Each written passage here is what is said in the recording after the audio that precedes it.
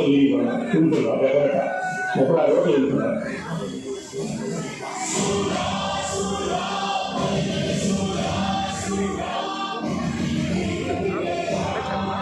Chennai media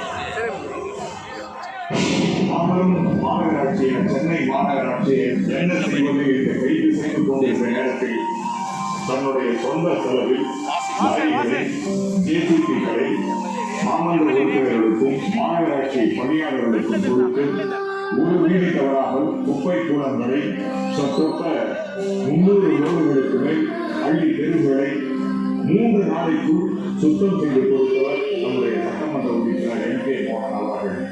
அப்படிப்பட்ட NK. மோகன் அவர்கள் மிகப்பெரிய ஆன்மீக அருளாளர் ஆவார்கள். அவர் இந்த அண்ணா நகர் கோவிலுடைய தேவை முற்றிலும் அறிந்தவர். ஒவ்வொரு ஆண்டும் ஏதாவது